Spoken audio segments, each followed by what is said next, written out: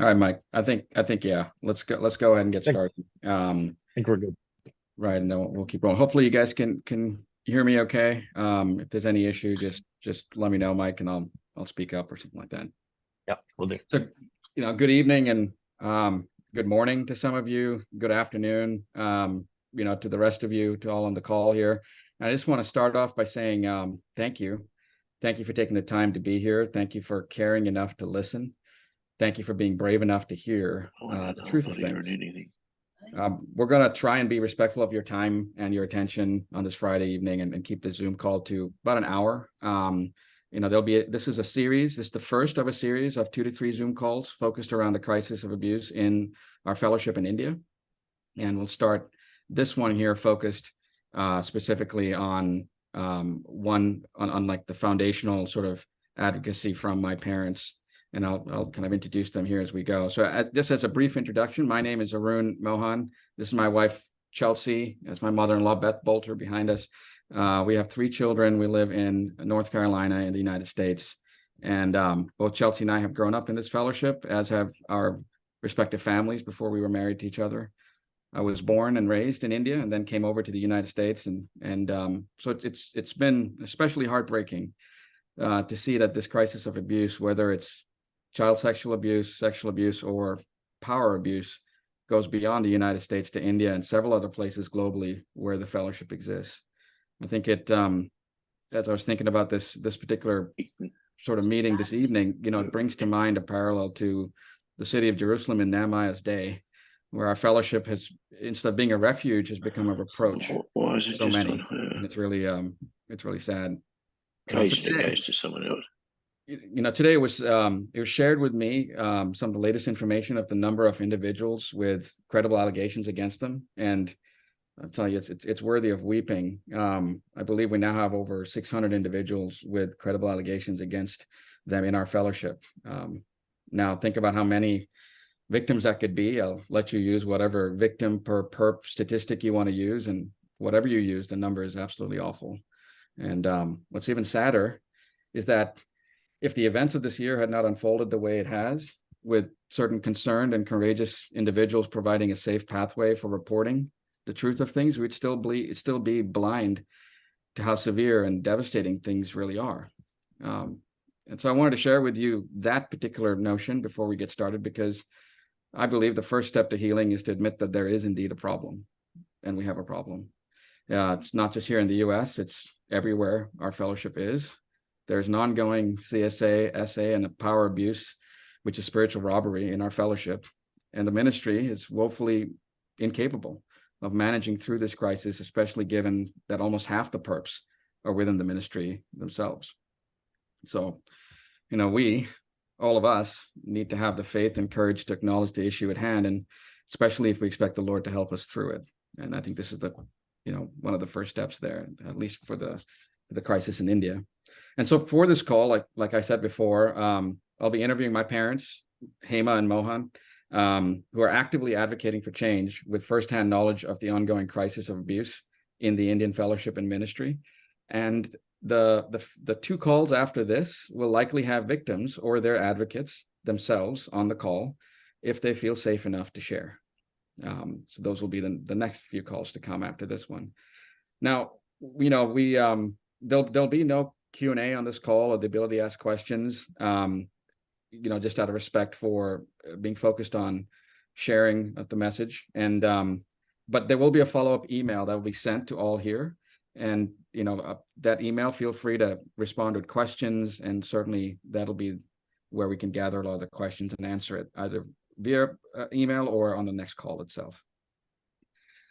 So that's just a little bit of an introduction over there. And I think before we go any further into this, I wanted to maybe ask Alyssa Clank to give a brief word in prayer, and then we'll move forward. I'll interview my parents. So Alyssa, you go ahead. Our Father, we're thankful that because of Jesus, we know and feel your divine love for us. And we pray that we could just have that same kind of love for others and have hearts that are soft and receptive to hear the things that may be hard to hear, but need to be heard. And we're thankful that you've brought your light of truth to reveal the evil hidden in the darkness. And we know that your heart must be so grieved, and we want to do better. And we trust your plan, and we pray that you could help us to be responsive, and we want to I'm be going to spank your useful bum.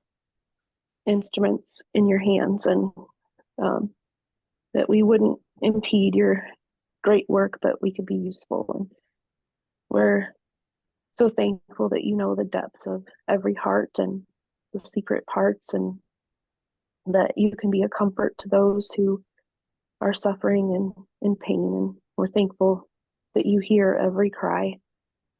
And we just pray that you could wrap those who need your comfort in your everlasting love. And we just pray that your Holy Spirit could be with us tonight and guide us, and that we could be taking action within your will. And we ask this all in Jesus' name. Thank you, Alyssa. Thank you.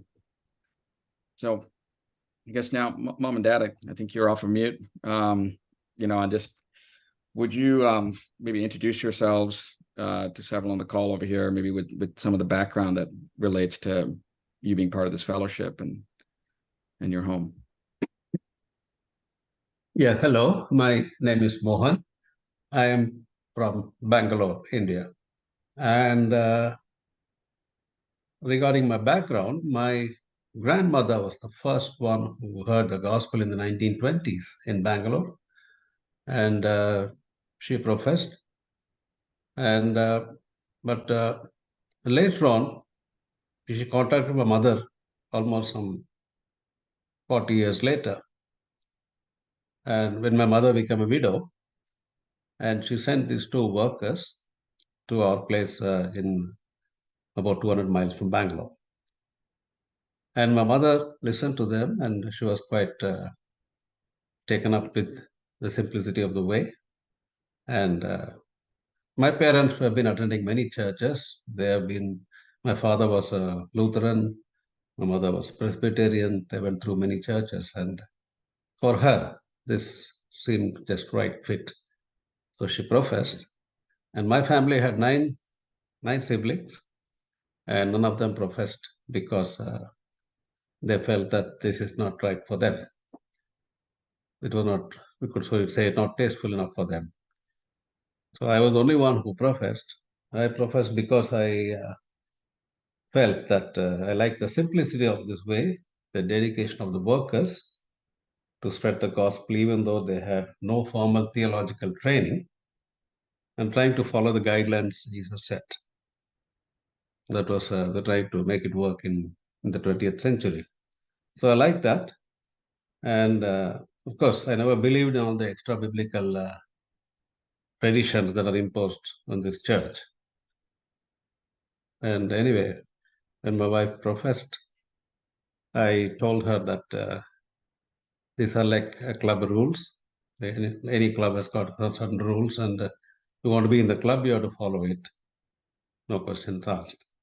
That was my introduction to this meeting, and I professed in 1972. And for a brief time, I was out. And then I met my wife, and she professed. After that, she was from a Hindu background. She professed, and after that, I returned to this ministry, to this fellowship, and continued till we just left about a month back. And now, Hema, Victor. Yeah, I'm Hema Mohan. I grew up in Mumbai, but after marriage, I came to Bangalore, and my background is not Christian at all. So I'm a true proselyte. My family are all South Indian Iyengar Brahmins, very staunch Brahmins from the South. They still are, all of them. I'm the only Christian in the family. I met this fellowship because I married my husband, and he brought me to meetings. I observed his mom. She was alive for a brief period of time, for about a couple of years before she passed away. And I saw Jesus. My revelation of Jesus Christ is in this fellowship. And whenever anyone would ask me, why this way? Why not any other church? My answer would be only two things, would be the simplicity of the doctrine and the simplicity of the ministry. So that was my testimony all the time. Ever since I made my choice in 1982, my life changed dramatically, appearance-wise too. So I was always known as the only relative from my family who wore no jewels, no makeup, and put her hair up in a bun, and wore saris and conservative clothes. But in many other ways, my life changed dramatically. Our house was open to the workers. Because my husband was a chief engineer on oil tankers and we could sail with him 6 months in a year, we would sail with him with the children. And we met workers and friends throughout the world in different ports and cities. So we knew that it was worldwide. And so that's my background. My home has been open to all. So there are many overseers in this country, South America, Central America, Japan, you name the countries. If they've come to India on a convention or special meetings, they've stayed in our home. It was open for all of them, our Indian workers too, to rest, recuperate, refresh themselves. So that's the kind of home that we've always had. And we are not elders. There was never a meeting in our home except for a Thursday study meeting for the children that they had. And they came over and had. But we were always very supportive of the ministry, and we have helped the ministry in different ways. And we have loved the fellowship and the ministry too. And until all this has blown up. So that's my background. Well, thanks, Mom and Dad. I think any of us kids that you raised would always say that a lot of our, testimony, part of our testimony has always been kind of built off of yours. I think you guys have been quite the foundation for our faith and love for Christ. So maybe then just to move along, when did you first get involved with the crisis of abuse in India? When did you first get involved? Thank you. Yeah, so we got the news of Dean Brewer sometime in March of this year. We were in India at the time. It was quite shocking. And so we informed our overseer what was happening. And we also told the workers in the city.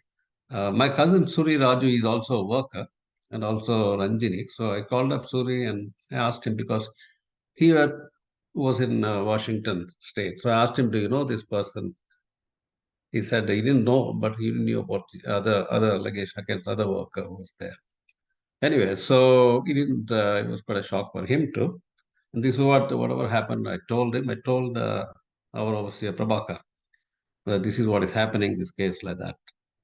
So I put him updated on that. Also, David Jairaj. And later on, we came to the US, and then with this CACF platform, came to know a lot more things coming out that sort of shocked us, that this ministry, that is, we looked at the workers as such a holy people, that it was rather unbelievable at first to say such things are happening in our ministry. I think when we first told them about that, they also dismissed it as an American problem, that these things happen in America and not in India. So we had to remind them that we had CSA very much even in India, and there was an elder who was not just allegations but also proved that he had in our very meeting. So there was a CSA case in our very meeting of an elder abusing the child of another family in the meeting, in our same meeting. And there was also a case of another senior worker who had confessed himself that he had committed CSA. Things like that. So we had to remind them that it's not an American problem, it's a very human problem, and it does exist even in India. And then Mom and Dad, so David Jairaj, when he was dismissed from the convention there in Washington State. Maybe a little bit of background, like how did you guys know David, and how long did you know David Jairaj? Just a little bit about that background there. We know David all our professing lives, I would think. Yeah, more than 40 years. Yeah, you know 40 David. years, because I remember when I professed in 82, I think he was barely 2 years in the work or something like that. He was a young man, a little older than I am. And he was so... So was Prabhakar. No? Yeah, so was Prabhakar, Christopher Madhira, James, Prabhakar Madhira, all of them were young workers. So we know him for the past 40 years. He's not labored in the state that we live in. Bangalore is in Karnataka. The state is called Karnataka, but he labors in Tamil Nadu, which is a neighboring state, and even in the state of Andhra Pradesh, which is another neighboring southern state. So those are his fields. So we would see him always at conventions, at special meetings, if he was slotted to come to Bangalore. And anytime he went via Bangalore and we were there, we would see him. So we've known him for quite a while. As a person, he's a very nice person. We have absolutely no idea that there are certain hidden things in his character. He didn't know that. But it appears that many people in Tamil Nadu, workers and friends, knew about his background. I mean, after he became a worker, we don't mind anyone what's the previous life before becoming a worker. But as a worker, we expect some sort of a holiness from the workers. So that was a shock to us. Otherwise, he has been very friendly. In fact, we sort of helped him to get the US visa. US visa is very difficult for our workers to get because of their condition. That is, they're celibate, no property, and no filial, no ties to such thing that can prove. The US government wants that type of proof. So we got them, we showed them the way how to apply and got that. So he stayed with us. He came on his way to the US conventions. Yes, our address was given to him too. Yeah. And he picked him up in Orlando airport. He was with us for almost 10 days, almost 2 weeks. Then we again dropped him off to Orlando for his first conventions in June. Yeah, he attended gospel meetings and not gospel meetings, study meetings and fellowship meetings in Ocala.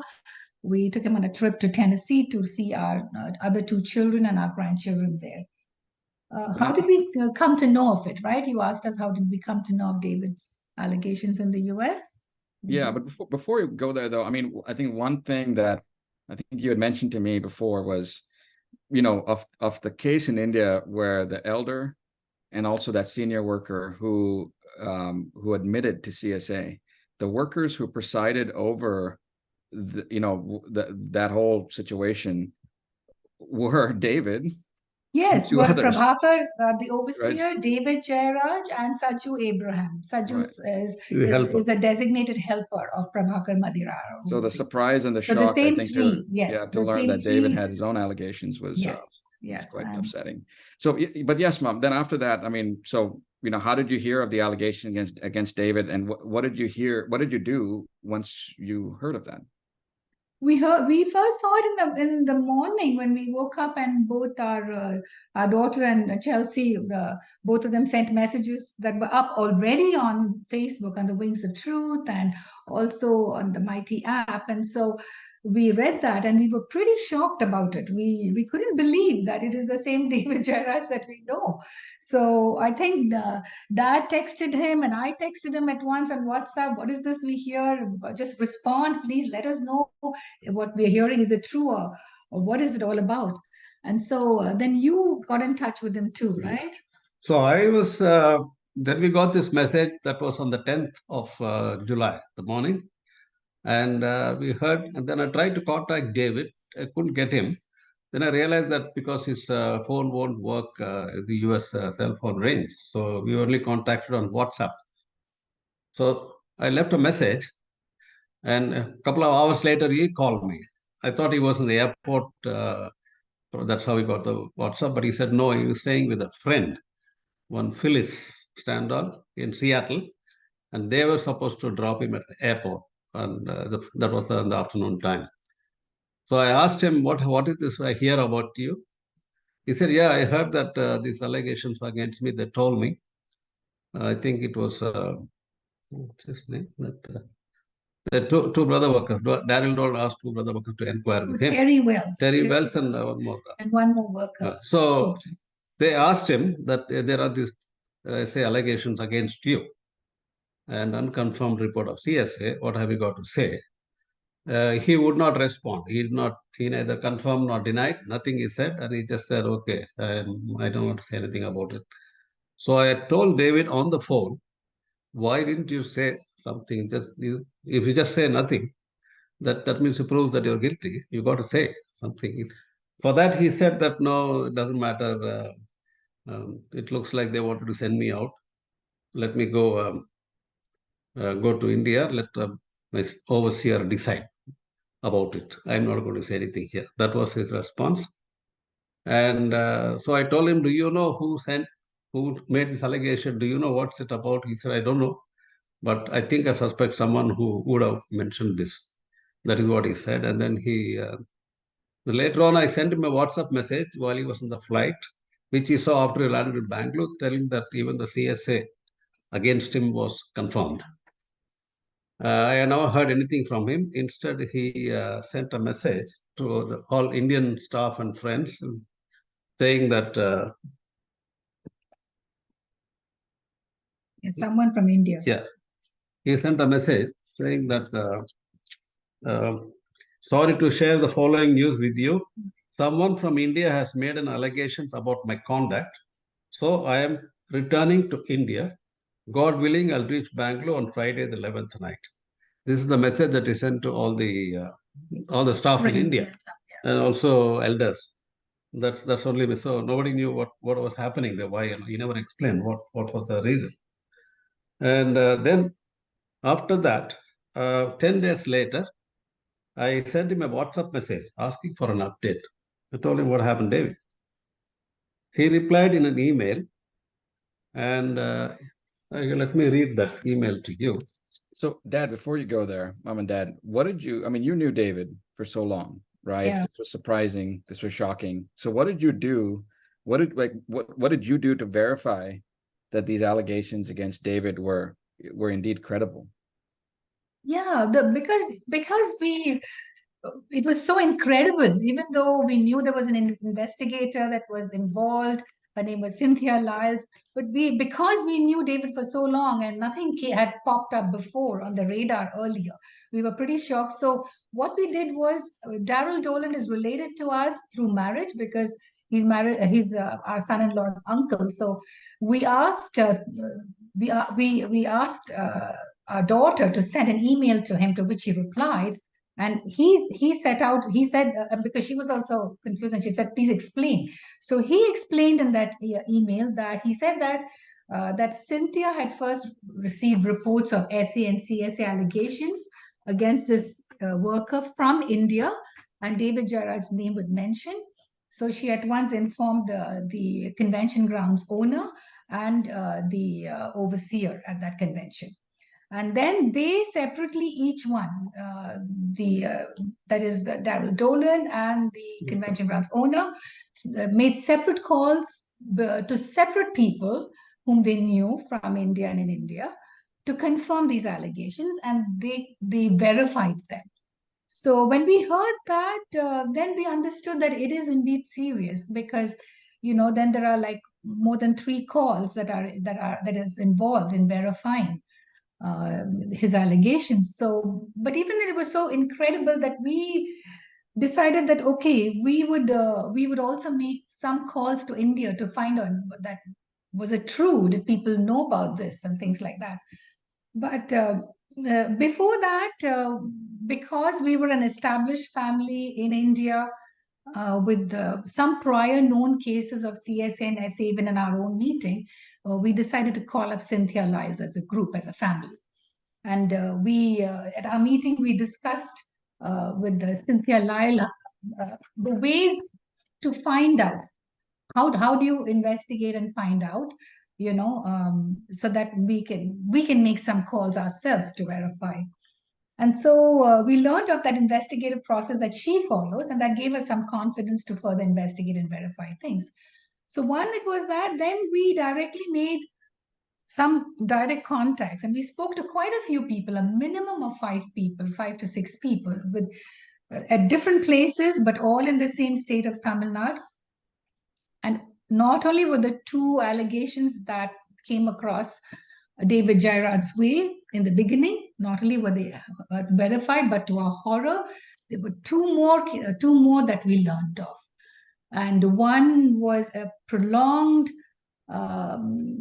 relationship that he had with the professing girl as a young girl, that carried on after her marriage to another professing guy, which later on broke up because of this very same reason.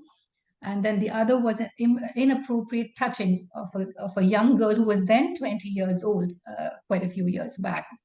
The young girl actually reached out to me in a telephone call and verified that report. So we had all these reports that were before us, and it really shocked and horrified us even more. So what did you do?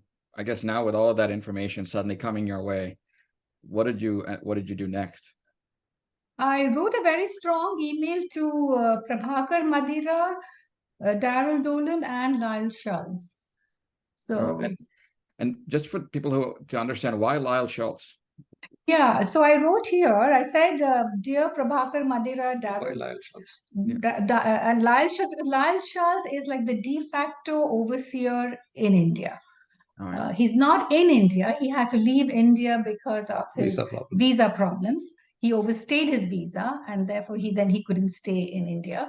And then he came back again on another kind of visa. But he's unable to stay because India has very strict rules, like other countries, like the US. Once you overstay your visa, then you are in all sorts of legal problems. So that is how he could not maintain an official position in India. But he has always been a kind of a de facto overseer. So whenever you ask anything, even to our overseers or senior workers, they will have to consult first and then come back with an answer. So that is why he was looped in, even though he was not there directly at that point of time. No, I appreciate that. Sorry, Mom, and you're going to read the letter. And you sent it to Prabhakar, who's the overseer of India right now, Lyle Schultz, and then Darrell, of course, was copied on it. So I wrote to them. I said, I moved to write this letter to you in light of David Jairaj's deeds of SA and CSA in India, recently exposed during the US convention. I write this letter to you as overseers of India, where David Jairaj labors, and to Washington, to Darrell Dolan, where Washington, where David was exposed, and to Lal Shahs as a senior worker having a say in the Indian mission till today. It is an appeal to you to set the wrongdoings of the ministry right and help in maintaining its purity and integrity.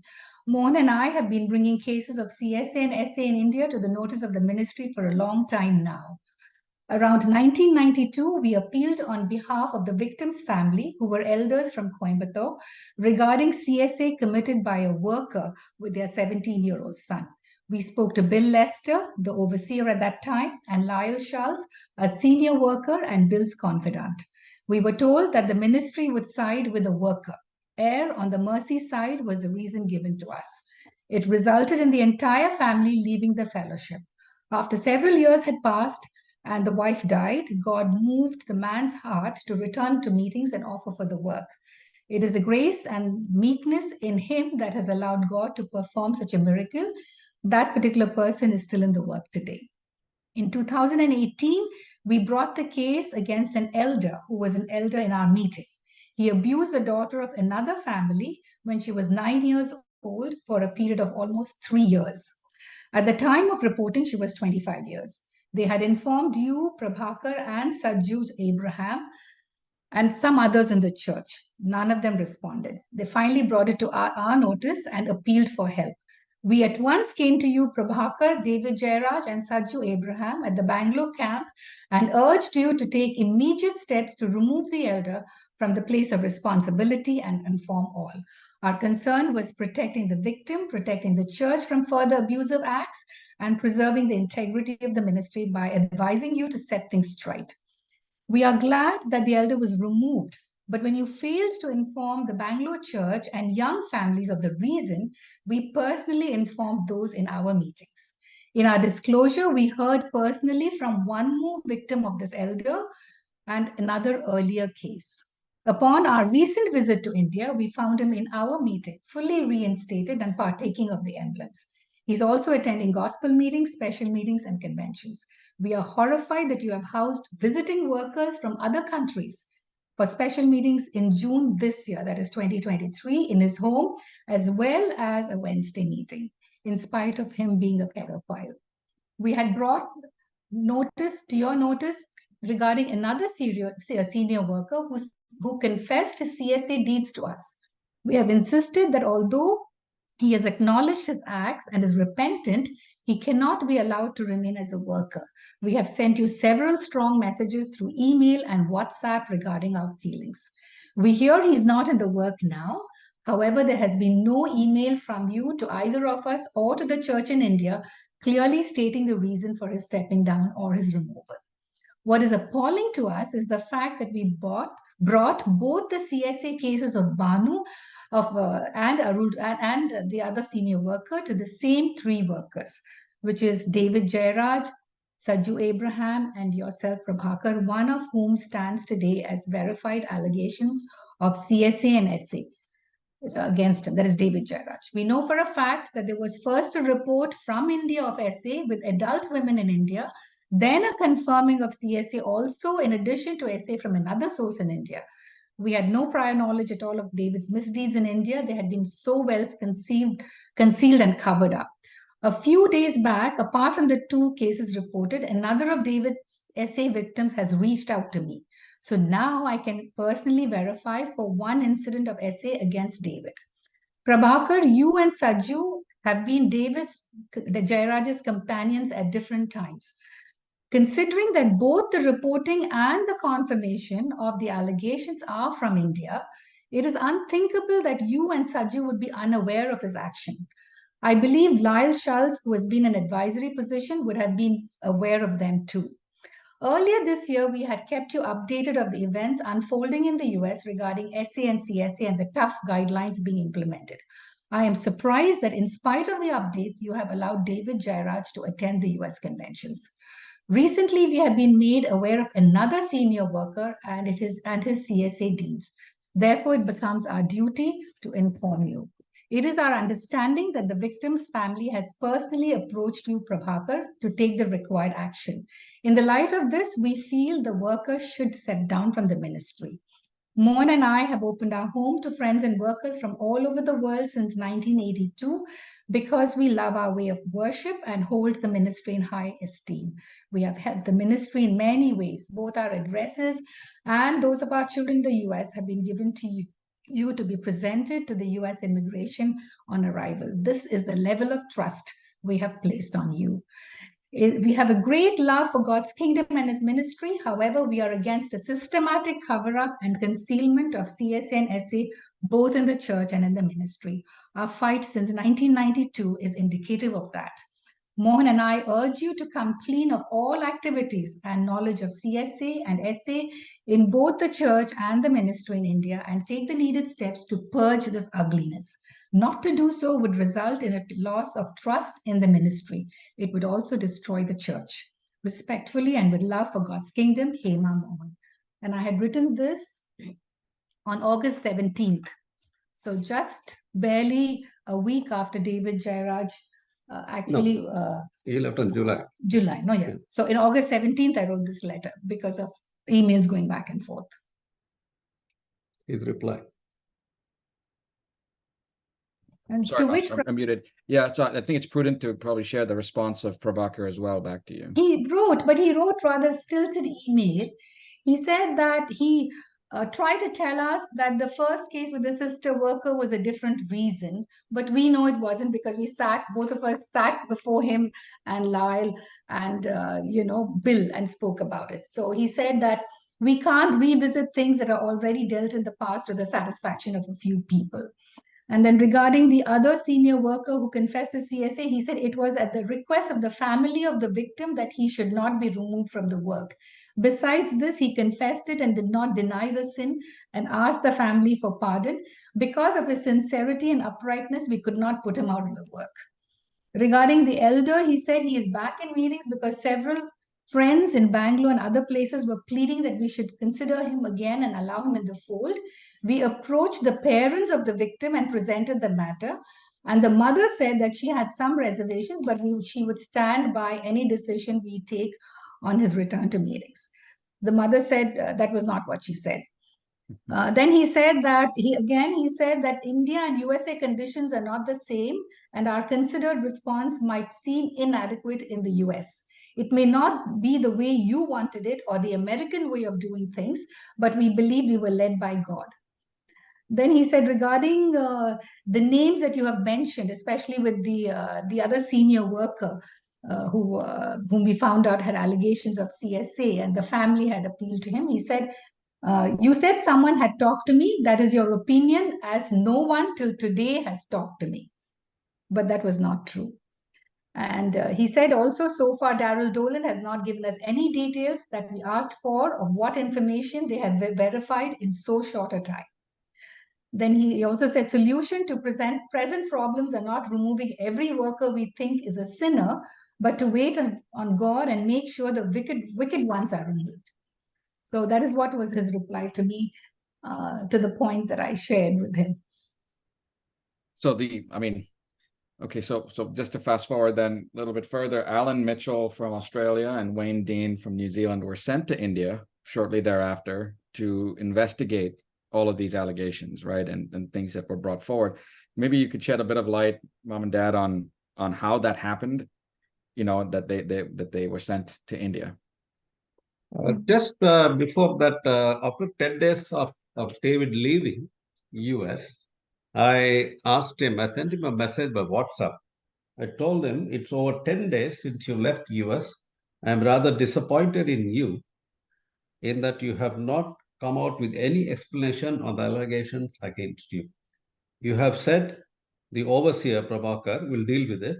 I have just asked Prabhakar to ask if you are innocent or guilty as per your conscience. He has just replied that he's trying to find out more details from Daryl when he meets him in Singapore. I don't know what he will find out. If you are guilty of any incidents in the past, then better to confess, like Arul Raj, and be done with it. Of course, you will have to step down. We did discuss about Arul Raj with you when we were staying with us here and what is expected of him. For that, he replied, this is an answer to the WhatsApp message you sent. So he gave a copy to Prabhakar Madira, Lyle Charles, and he also made a copy to Daryl Dolan also. Yeah. He said, when Brian had a visit with me at Olympia grounds, I clearly could feel that they wanted me out of that place. It wasn't a question about my innocence. I realized I was in a private property and I didn't want to be a problem to those brothers or to anyone else. So I chose to return to India. Brian didn't mention anything about CSA allegations. You know me for more than 40 years. Have you ever had any occasion of CSA indiscretion with adult women problems related to me? I am not guilty of the allegation made against me. I have left it to the older brothers to look into the allegation. I trust that the Lord will deal with this in His way and in His time. That was the reply I got. After that, we had no more correspondence with him.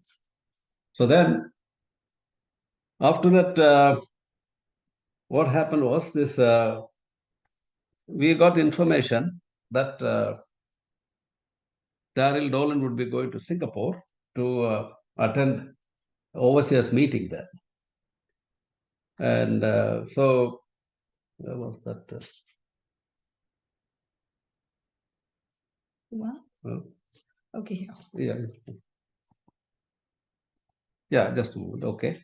At the overseers meeting in Singapore, which was on 4th to 7th September 2023, it was decided that the Australian team would help out with India crisis, which was brought to the attention of the meeting. A spreadsheet was presented by Daryl Dolan listing the allegations against David and also of another senior worker with details of the allegations and action taken by the Indian ministry on learning of the allegations at that time. Alan and Wayne were nominated for this task. This resulted in them making the visit to India from 26th of September to 10th of October. No, it's helpful. Okay, so they all had an overseers meeting. These allegations were brought forward with lots of details, and then Wayne and Alan were sent to investigate this. Now that happened. You said what in September, right? 26th September through the 10th of October. Now you and Dad also made a trip to India from Florida during that time. So maybe, and that's when there was a lot of confronting of this information that you guys did in person. Could you maybe share a little bit about that experience then for the 3 weeks that you were in India in October? Prabhakar wrote to us from Singapore that he would like to meet us after we arrived in Bangalore. We came to know that we are coming to India, to Bangalore. 18 September. So we landed on 18th September. We immediately informed him that we are now in Bangalore. He then said, okay, we'll meet whenever we come to Bangalore. That's what he said. And then we came to know about this Wayne and Alan going to come to India. I got that information.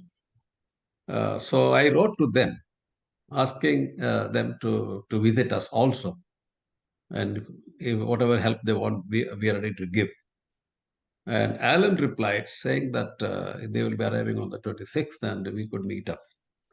On the 27th, he gave us approximately 35 minutes to have a chat with them in private. So we met in a coffee shop and we just discussed what we are doing. I mean, why we want to talk to him and things like that. And we also told him that Prabhakar wanted us to meet with him along with the visiting overseers. And I had asked Prabhakar what is this meeting for, how many, who are all going to be the meeting. He said there will be 7 workers, including the overseers and himself.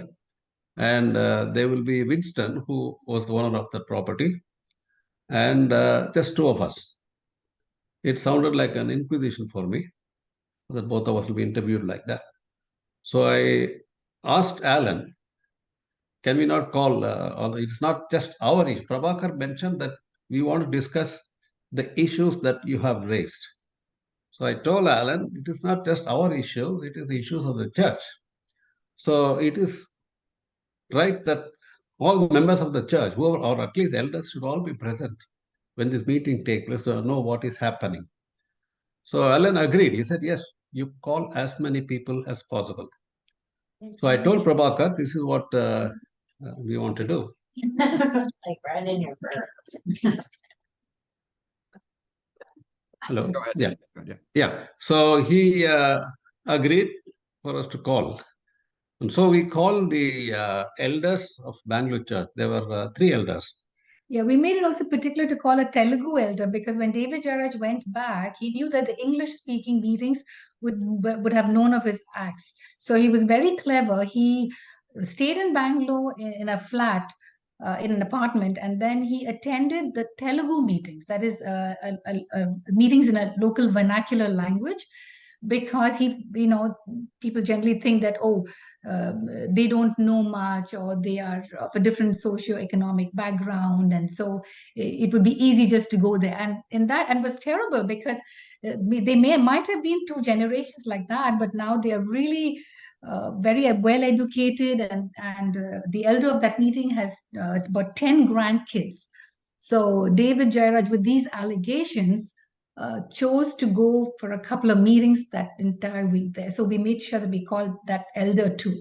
So this meeting was on the Saturday or 30th, just 4 days after they arrived, and took us about almost a couple of hours with this set of the 7 workers and us, and we brought we invited the family of that girl who was sort of who was had a CSA case against by the perpetrator. Church members. Church member. He was an elder. He was an elder. And also we brought another girl who was also a case. He has a case of Edward Good. So she also mentioned, and in the meeting they all spoke and questioned. Many questions are asked. But so happened that all the time only this Sajju was answering. For any question that I asked, Sajju would get up and answer. So I had to tell him many times to just to keep quiet, let the overseer speak. And anyway, they denied all the allegations. They said we don't have any proof. We tried to inquire with some other people that they thought, and they all denied. That's what he said. And so after that, that was the end of that meeting. Yeah, in that meeting, the meeting was both good and bad. It was very good because it allowed the parents of the victim to speak clearly, and they had a lot of grouses against the overseer Prabhakar because he took such a long time in believing them or even moving towards their case. And then it was also another thing was another victim, CSA victim, was able to courageously and boldly talk about Edward Good, and Edward Good had been allowed to every year practically to every convention in India, and he made sure that he was invited to every home, despite a lot of his deeds being already known in Canada, and even by the workers probably. The other thing was certain lies came out into the forefront because we could see that Sajju was running up and down and whispering Prabhakar's ears and coaching people what to say. And in the letter that Prabhakar denied about the CSA victim of a senior worker, that the family never contacted me at all. So in that meeting, he started out with that. Nobody has said a word to me. 15 minutes down the meeting, he said, yeah, the grandmother, she spoke to me and she said something. So we said, really? And then another 15 minutes down the line, he said, yes, she told me that such a thing had happened. The senior worker had done this to her child. And then I told her that I will speak to him and take care of the whole thing. So we were all just blown because it started out as they never said, yeah, absolute denial. But end of the meeting, he had not only accepted that it was a fact, but that he had also spoken to the worker about it. The other one was another senior worker, Oliver Devadas, was trying to talk about David's, prolonged relationship with this girl before marriage, after marriage, and the separation, and he said that there were a list of names that the husband did say that the wife had relationship with. So one of the friends asked, was David's name mentioned in that? And so he hummed and hawed and he wouldn't admit. But when the third time another church member asked him that, he had to admit. He said, yes, David Jairaj's name was on the list and the husband has accused David Jairaj of this relationship. So there were two truths that came out, and the other thing was this blanket statements about even the other senior worker who had CSA, who confessed the CSA acts to us and to others. So Sajju Abraham made a sweeping statement. 15 years back, he apologized, the parents accepted, and still today he has not touched a single child, and we are witnesses for that. So we both started laughing because he had just that a few months back, you, Arun and Chelsea, you had visited us, and he had actually picked up our grandchildren.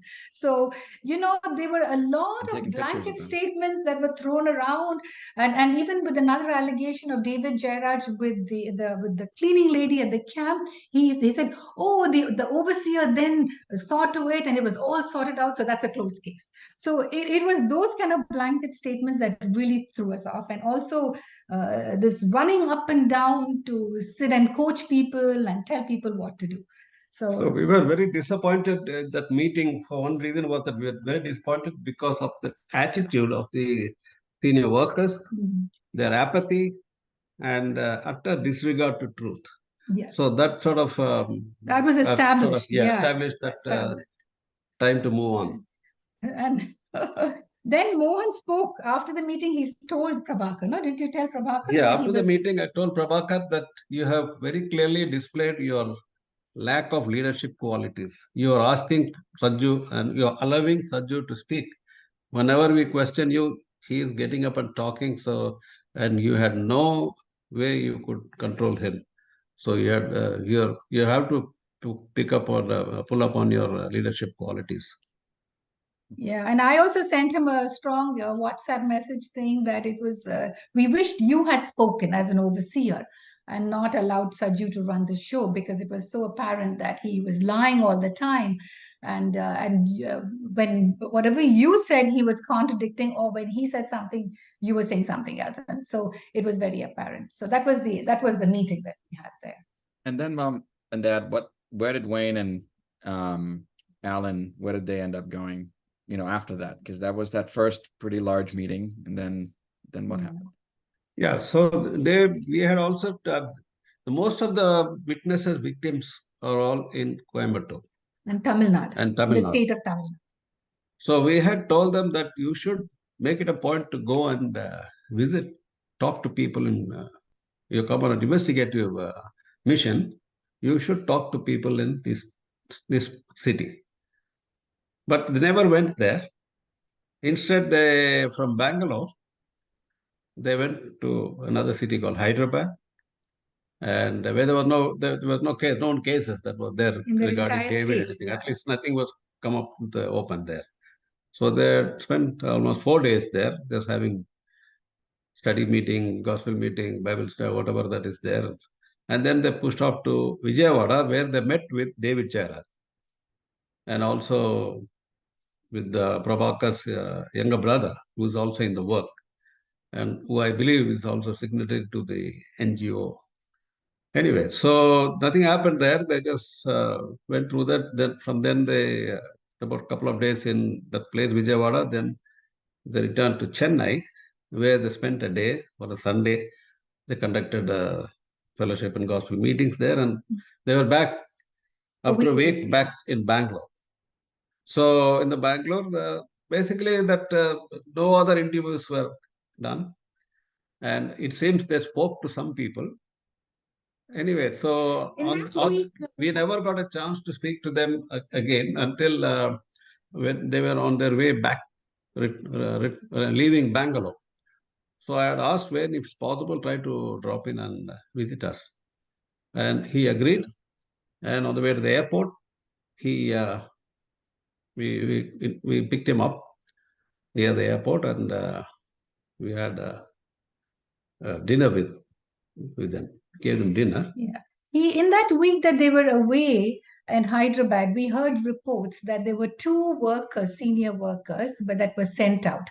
Oliver Devadas was sent out to talk to the witnesses around in Tamil Nadu in Coimbatore, and Priscilla Mark was sent out to talk with another witness. And this was all the time when the Australian overseers and Prabhakar and Saju were in another state, because they had diverted them for the whole week To Hyderabad. To the state of Andhra Pradesh. When they came back on a Monday, they made phone calls to the witnesses, to 2 witnesses in the state of Tamil Nadu. It was not even face to face, it was just phone calls. So by the time probably Oliver and Priscilla had done their work, the second was that, so what happened was both the witnesses denied. The one witness, when she was asked later on, she said, someone calls up from Bangalore and I don't know him and I don't know the accent, and I had no other choice but to say no. And the other person denied. So we don't know what was the reason, but we can only just assume that it was because senior workers were sent out to talk to them, to coach them or whatever. So on Tuesday, they were going back to Australia, and they came home for dinner. And so then Wayne. We asked Wayne, so what's the update? What have we decided? Have we solved anything? Yeah. Then he said it's still ongoing. The investigation still, we're unable to decide anything because whoever we talk to, they're denying. So we don't know what to do. Anyway, we are still. So I asked him again, why did you actually make a trip to Coimbatore? That is where we should have gone. I said, he just sort of said, I don't know, like that. He said, we were basically escorted everywhere. The program was made for them by Prabhakar. So really, they did not make any attempt to be independent. Basically, that's what. The phone calls were also a little absurd, because the witness later on said that one of the questions they asked him was, did you actually catch them together? So, so it was a question that, how can anyone answer that question? So he said, well, I can't answer that question, but the very fact that you would get up and leave in train and go with him for disappear for 3 days is evidence, that there was a relationship, and our relationship deteriorated further and further. So it was very badly handled. They came on an investigation, but in reality, there was no investigation of any sort. No, that's sad to hear. So they and in their visit and investigative process, they visited everywhere but where the victims were.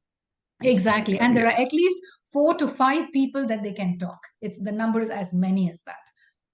Mom, I did write to Wayne again. After some time, I told Wayne that I have not heard anything from you. Is it still ongoing? Because people are, many people basically in Bangalore, and friends are asking what happened. Is the dust settled down, or because you see David Jairaj's name is there in the conventions, in December conventions coming up, and David Jairaj is in charge of Coimbatore conventions. So people are just generally asking, so what happened? But all that noise that was there, everything is quite. What is it? So then I asked Wayne, is it all settled or is something going on? He said, no, he was not well. That's why he could not reply. But this is still going on. The investigation is still not complete. That's what he said. Yeah. And Mom and Dad, is from what you found out then, is it just David Jairaj and this one other senior worker, or are there allegations against others as well? They must be. These are the ones that we know. These are the ones we know. So we can talk about these. But I'm sure, if you really talk to people, like people who were bold and courageous enough, or even had an avenue where it was safe, perhaps they would talk better. So but these are the ones that we know. So why are you guys talking about this now? I mean, so why are you so outspoken about this? One is because, there was a CSA that was in our meeting. And there were 3 families, and the 3 children, the children of these 3 families have grown up together.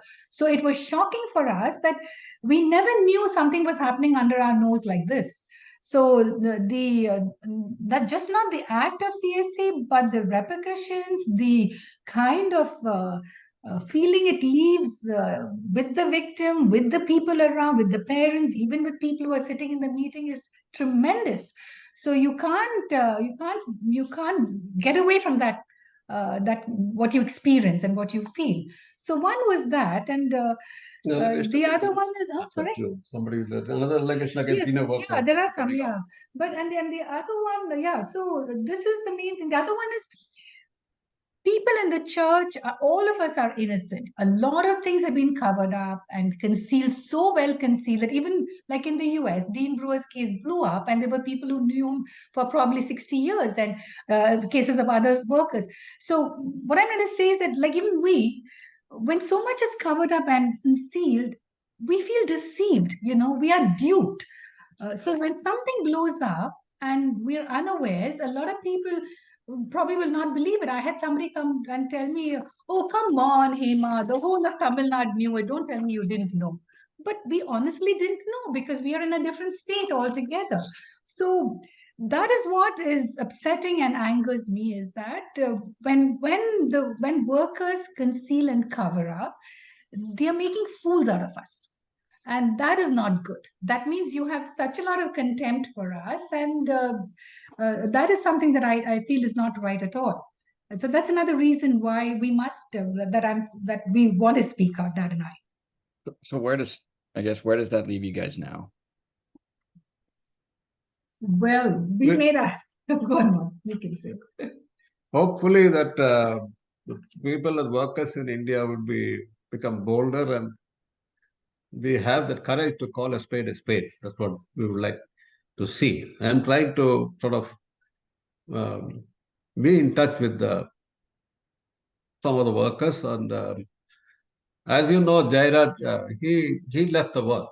One senior. The senior worker he left the work at this time, at this incidents, yeah. Because that senior worker you're talking about is your friend. Yes, he's a friend. Yeah, not the David Jairaj. This is another Jairaj. He got a couple of minutes with David. The visiting overseers, and he spoke to them. And the next day he called me and told me that he's stepping down from the work. I asked him why. He said, because I cannot stand the dishonesty in the meeting. Yeah. That is what is the reason that he has given. Yeah. He said that I can understand politicians being so corrupt, but not the ministry. And so he says, I don't want to be associated. So he stepped down. Yeah. As far as we are concerned, we have written a strong letter of disassociation because we are shocked at both. We are shocked at the acts that are committed by a ministry that not only we held to such high standard, but who themselves held themselves at such a high standard. We are better than the rest. We are the true servants of God. No one can go approach Christ except through us, and so many other kind of admissions. So, And there are so many, I'm talking to workers, many of them still believe that this has come all the way from Jesus' time. yeah. So there are some fundamental issues also. So when we look at that, we are shocked. We are one thing we're shocked about this, the CSA, that they can commit these acts. The second is that the way they scrambled, in India it was very apparent because we were their first-hand witness. The way they ran around, intimidating witnesses, discrediting people, even the mediators, just an entire kind of a network that went behind, and visible also in front of us, was shocking. So we felt, instead of wanting to learn and resolve it, this was what was being done. And so overnight we became unpopular and like enemies. Like no senior, no worker, no Prabhakar never showed his face again. So Prabhakar never visited us before when we landed in India to talk to us personally. What's happening? Let us see. There was no rapport of that kind at all. But the thing is that because it was so unbecoming and unclean of the ministry, that kind of behavior, we decided to separate ourselves from the uncleanness of the ministry and then keep our salvation. So that's our yeah, we'll continue to follow Jesus because I was doing a study in the Gospel of John, and Jesus says that this is the work of God, that you believe in him whom he has sent. And he says it is the will of him who sent me, that I should lose nothing of all that he has given me, but I will raise him on the last day. For this is the will of my Father, that everyone who looks on the Son and believes in him should have eternal life, and I will raise him on the last day. So this is our assurance of eternal life. And so we will continue to be followers of Jesus wherever we are. Well, thanks, Mom. Dad, really appreciate you sharing your experience, for having the courage to voice it here so openly, and for your integrity. It speaks volumes, and really appreciate you sharing the full details as well. I know it can't be easy kind of going through all of that and the emotions it's probably stirring up. I think at this point here, I also, we're a little bit over time, but if you could bear with us just a little bit longer, we're almost done.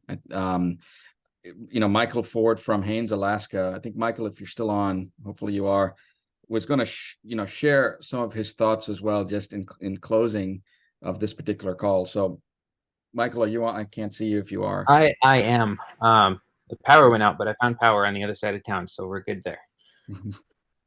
Okay, so a big question that's on many people's minds, and that deserves to be on many people's minds: what is the scriptural thing to do about all this? And there are many passages about dealing with problems in the church that maybe are the first things that spring to mind, and that's good, that's important, but they also are prone to being taken out of context, and so many of those passages have become really controversial. So I hope to bring up a lot of that in future calls or maybe emails. Many of you will see it in some of the other platforms been created to discuss this, but for tonight, I wanted to start with some big picture context from somewhere that's maybe a little unexpected, and that's creation. Genesis 1:26 through 27, and God said, "Let us make man in image after our likeness." So God created man in his own image. In the image of God created he him. Male and female created he them. What is the image of God? Does it mean that God is bipedal? Is it just talking about humans having a higher IQ than animals?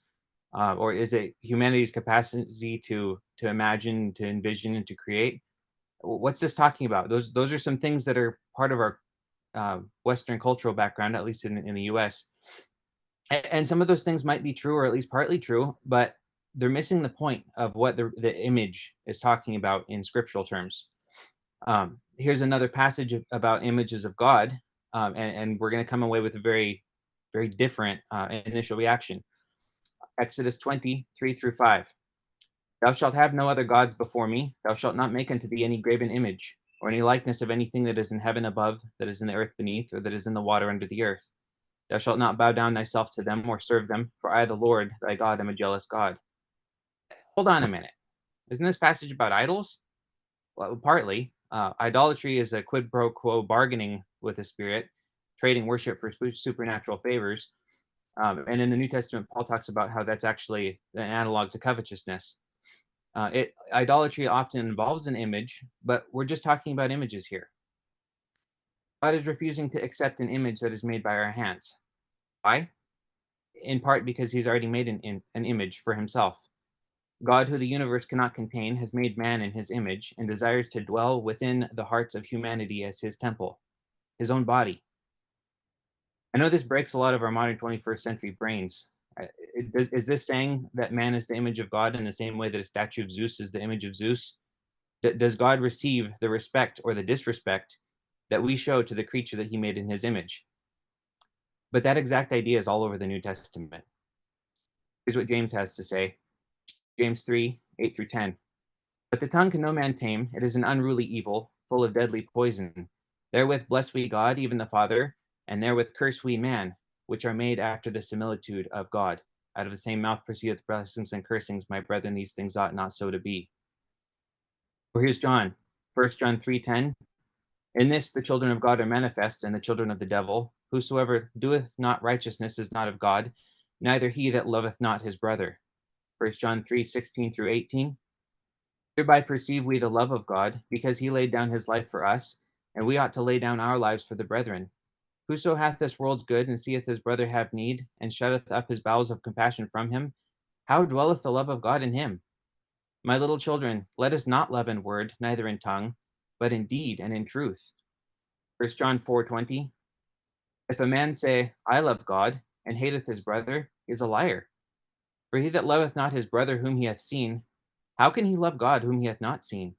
And this commandment have we from him, that he who loveth God love his brother also. Or Jesus himself, Matthew 25:34-45. Then shall the king say unto them on his right hand, Come, ye blessed of my Father, inherit the kingdom prepared for you from the foundation of the world. For I was hungry, and ye gave me meat. I was thirsty, and ye gave me drink. I was a stranger, and ye took me in. Naked, and ye clothed me. I was sick, and ye visited me. I was in prison, and ye came unto me. Then shall the righteous answer him, saying, Lord, when saw we thee and hungered, and fed thee, or thirsty, and gave thee drink? When saw we thee a stranger, and took thee in, or naked, and clothed thee? When saw we thee sick, or in prison, and came unto thee? And the king shall answer and to say unto them, Verily I say unto you, inasmuch as ye have done it unto one of these, the least of my brethren, ye have done it unto me. Then shall he say unto them on the left hand, Depart from me, ye cursed, into everlasting fire, prepared for the devil and his angels. For I was an hungry, and ye gave me no meat. I was thirsty, and ye gave me no drink. I was a stranger, and ye took me not in. Naked, and ye clothed me not. Sick and in prison, and ye visited me not. They shall also answer him, saying, Lord, when saw we thee in hungered, or thirst, or stranger, or naked, or sick, or in prison, and did not minister unto thee? Then shall he answer them, saying, Verily I say unto you, inasmuch as ye did it not to one of the least of these, ye did it not to me. It's easy enough to imagine Jesus being the image of God, the Word made flesh, the means by which we can see the Father. It's easy enough to understand how falling at Jesus' feet is an act of worship to God. But Jesus did things like wash the servants' feet, set up a child as the standard for entering the kingdom, instruct his disciples that the humblest servants among them were the ones who should lead. Jesus didn't say, Whatever you have done to these my esteemed apostles, you do unto me, or elders, or saints, or any other collection of people who we might already be inclined to honor. He chose the very least of the brethren. This matter of honoring God by serving those he made in his image isn't an extra credit activity. Continuing Jesus' story above in verse 46, those who did not minister to Jesus' needs by ministering to the least of his brethren shall go away into everlasting punishment, but the righteous into life eternal. This is life or death stuff. In fact, this last scripture is a story that Jesus told in answer to that very question. What shall I do to inherit eternal life? Luke 10, 25 through 37. And behold, a certain lawyer stood up and tempted him, saying, Master, what shall I do to inherit eternal life? He said unto him, What is written in the law? How readest thou? And he answering said, Thou shalt love the Lord thy God with all thy heart, with all thy soul, with all thy strength, and with all thy mind, and love thy neighbor as thyself. Jesus said to him, Thou hast answered right. This do, and thou shalt live. He, willing to justify himself, said unto Jesus, And who is my neighbor? And Jesus answering said, A certain man went down from Jerusalem to Jericho, and fell among thieves, which stripped him of his raiment, and wounded him, and departed, leaving him half dead. And by chance there came a certain priest that way, and when he saw him, he passed by on the other side. And likewise a Levite, when he was at the place, came and looked on him, and passed by on the other side. But a certain Samaritan, as he journeyed, came where he was, and when he saw him, he had compassion on him, and went to him, and bound up his wounds, pouring in oil and wine, set him on his own beast, and brought him to an inn, and took care of him. And on the morrow when he departed, he took out 2 pence, and gave them to the host, and said to him, Take care of him, and whatsoever thou spendest more, when I come again I will repay thee. Which of these 3 thinkest thou was neighbor unto him that fell among the thieves? And he said, He that showed mercy on him. Then Jesus said to him, Go and do thou likewise. How do you love your neighbor? Be the neighbor. How do you love God? By showing love to man who is made in God's image, by serving the least of Christ's brethren. The Good Samaritan didn't chase down the priest and the Levite and try to make them go do what was their own job. The Good Samaritan was a stranger. He was an outsider. And he went straight to the wounded, and he helped. See someone wounded and thrown in a ditch? For all practical purposes, that, to us, is Jesus. I've walked by too many people lying in the ditch. It's not because I didn't want to care. It's just like I was too preoccupied with myself to see them. And I did that to Jesus. I see him now, and whatever I choose to do about it, I'm doing that to Jesus. It doesn't matter if the person's words or actions or appearance have been damaged by what they've suffered, and if their likeness has been marred already beyond easy recognition. Jesus' own body was marred by the abuse that he received before his crucifixion, to where he wasn't recognizable either. It doesn't matter. We lift up that person like we're lifting the body of Christ down from the cross. Yes, our hands are going to get bloody, but we need to wash and anoint and clothe that person like Joseph and Nicodemus and the women did for the body of Christ. The Good Samaritan brought the injured man to the inn for rest and healing. Those disciples unknowingly brought Jesus to the location of his resurrection. The Good Samaritan left his neighbor in the care of the innkeeper with 2 pence. I like to think of one meeting the present needs and one meeting needs of the future. And the Good Samaritan had a willingness to spend more if need arose. Many of those things directly correlate to the needs of the CSA and SA survivors right here, right now in our midst. They need the lifting up and the washing of wounds that happen when we just shut up and listen to their heartbreak. Listen, try to understand, and above all, believe them. They need help that many of us aren't qualified to give, but we can still donate our 2 pence to provide them access to the ones who can help them. Jesus is going to ask us about these things. And I hope and pray that my answer and all of our answer is, Lord, there was so much need. I gave all that I had. It never seemed like enough. But that Jesus can reply, you spent all that you had, and you did it for me. Enter into life. If there's anyone on this call that has been in the one in the ditch, I'm sorry. I personally am sorry. We've ignorantly walked by some of you for years or even decades. You deserved more. And at last, there's an opportunity now to reach out to safe people who have the ability to help. We've seen your struggles now, and we hope and pray that we can be the hands and feet of Christ to raise you up and bring you to the help that you deserve. Thanks, Michael. I appreciate that. And I just want to say that to everybody on the call, once again, thank you for taking the time to be here. Thank you for caring enough to listen. Thank you for being brave enough to hear the truth of things. And Mom and Dad, thank you for sharing your experience as well. Now we'll be sending out an email with some helpful follow-up information to everybody who registered for the call. And there'll be a reminder on there that the next one is going to be December 1st at this same time. I think it works globally because we have a global audience of here in the US, but then also in India, and then also in Australia as well. So Friday, December 1st at the same time, we'll send you an email with the link and some of the details. And just in closing, I'd like to please sort of challenge you to champion a few things, right? Firstly, just raise awareness of this crisis of abuse in India to the friends in the ministry where you are at, and seek for continued justice within our fellowship, especially for those in India. If you care, then the people around you will care. And if enough of us really care, we can make a difference.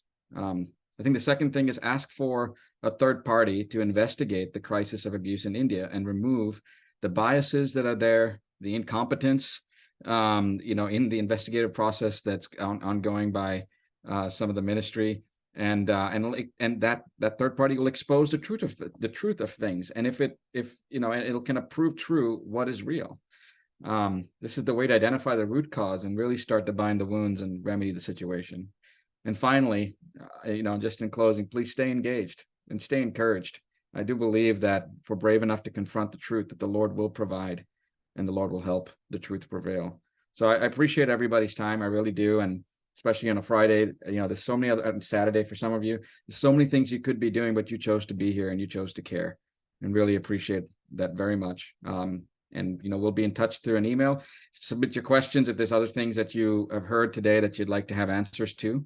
It'll be the email that you'll get. That mailing box would be the right place to submit your questions, and then we'll hopefully see you again in the next couple of calls, and hopefully the victims that you heard in the stories that my parents shared they'll feel it's safe enough to come on and share themselves what they're going through. All right. Thank you so much, everybody. Have a good night and a good day as well. Bye-bye.